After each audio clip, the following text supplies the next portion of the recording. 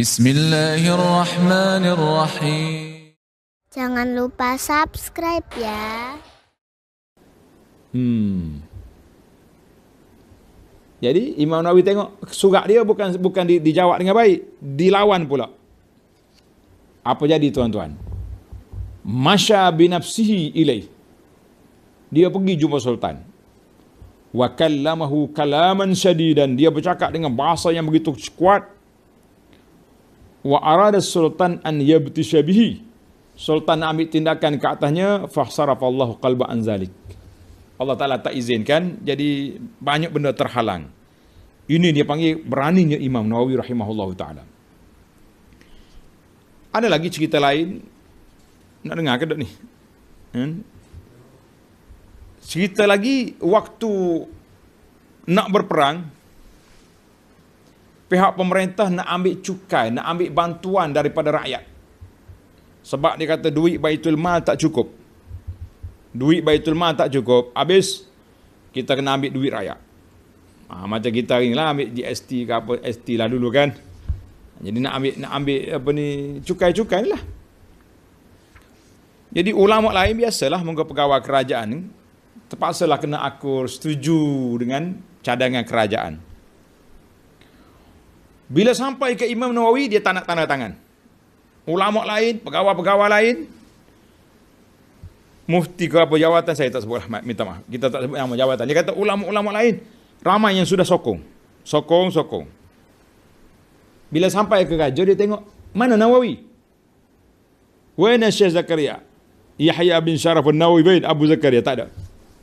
Rupanya Nawawi seorang tak tanda tangan, surat itu menjadi tak relevan, tak valid. Gagahnya Imam Nawawi ni, Masya Allah, tabarakallah, gagah. Maka bila dia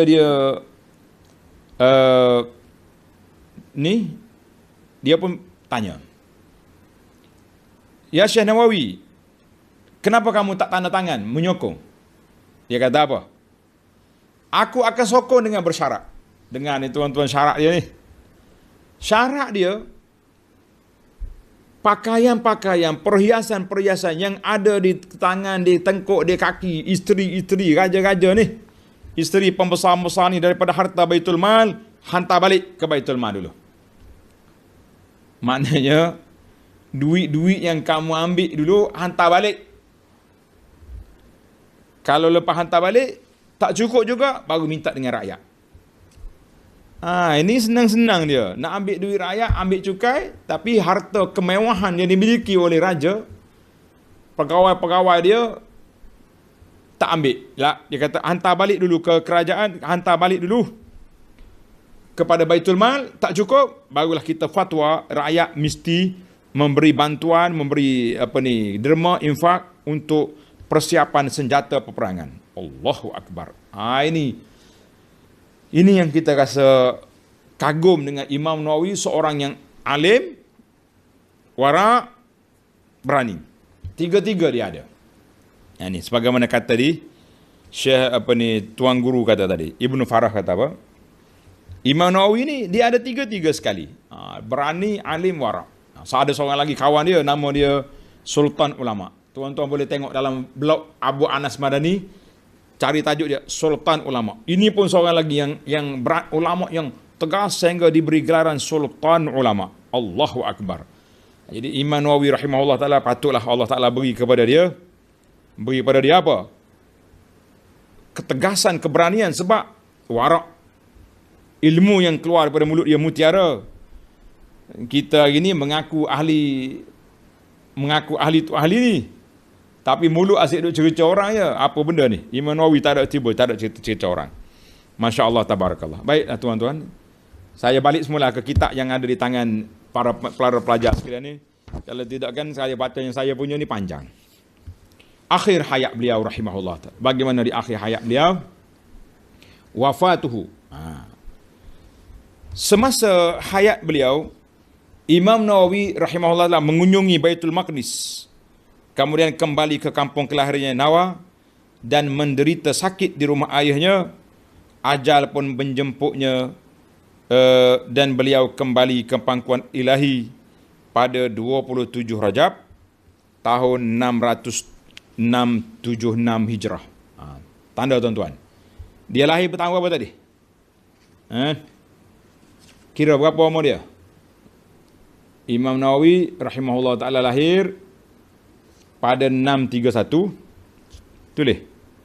676 tolak 631. Berapa? 45 tahun. Rahimahullah ta'ala, muda sangat-sangat. Ana waktu umur 45 dulu saya hidup mikir, cukup dah ke masa aku ni Allah Ta'ala izinkan untuk berdakwah. Tambah lagi lebih. Alhamdulillah kita teruskan dakwah kita selagi hayat di kandung badan. Selagi Allah Ta'ala beri kesihatan dan kekuatan, kita teruskan perjuangan. Biarlah kita duduk di ujung kuku Imam Nawawi, tapi biar ada jasa dan sumbangan kita kepada Islam. Amin ya Rabbal Alamin. Jadi Imam Nawawi lahir 631, wafat dia pada tahun 676. Umur 45 tahun. Tak sempat berkahwin. Imam Nawawi tak ada kahwin. 45 tak cukup masa untuk kahwin lagi. Belum cukup masa. Boleh jadi kalau dia panjang umur mungkin 60 tahun baru dia kahwin. Itu pun wallahu alam. Tapi Allah Ta'ala letakkan dia dalam kelompok ulama-ulama yang hebat. Dia panggil, kalau pelajar-pelajar lah, ustaz-ustaz kita ni, ada sebuah kitab yang dikumpul oleh Syekh Abdul Fattah Abu Ghuddah. Dalam kitab dia Al-Ulama'ul Uzzab. Ulama-ulama yang tak sempat kahwin kerana menumpukan kepada ilmu jihad, tak sempat nak kahwin. Tak ada. Allahu Akbar. Kita kahwin umur sikit lebih pun rasa terlewat dah aku ni. Nak banding kawan-kawan sebaya kita hari ni, ramai yang boleh cucu ni. Kita ni tak boleh cucu lagi ni. Anak pun baru habis mengaji. Allahu Akbar. Baik. Jangan kita bercakap cucu lagi. Kita bercakap ilmu dulu.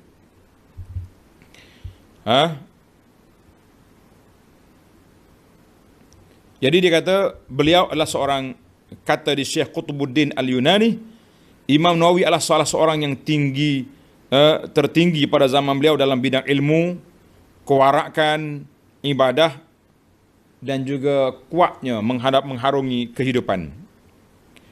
Beliau sering kali bertemu dengan Raja Az-Zahir di Darul Adl, sehingga Raja mengatakan, aku takut kepada Nawawi. Raja takut ke dia. Beliau memimpin ulama Darul Hadis, dan beliau memimpin Darul Hadis sejak tahun 665 Hijrah sehingga zaman Abu Usamah, sehingga beliau wafat.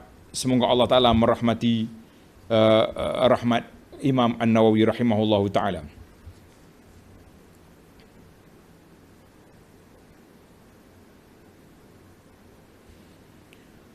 Dalam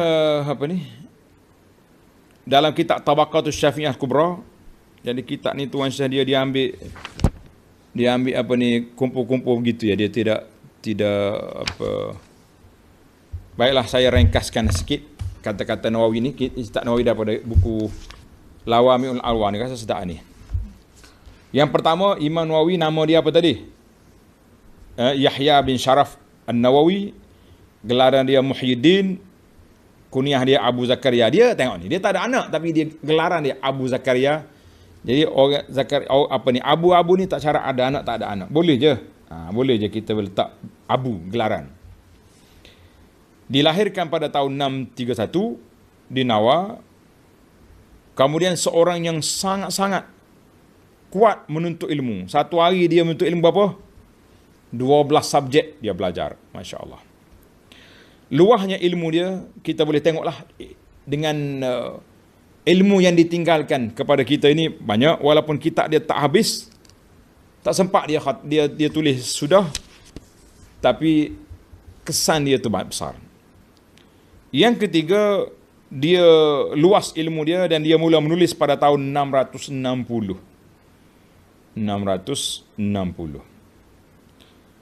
Ketika sudah berumur 30 tahun. Dia tak gopoh lah. Kita ni suka menulis awal-awal lagi. Dia 30 tahun baru dia menulis. Syekh-syekh dia tadi kita dah sebut. Nama kitab pun sudah sebut. Kemudian guru-guru dia, menasihat dia kepada raja sangat berani.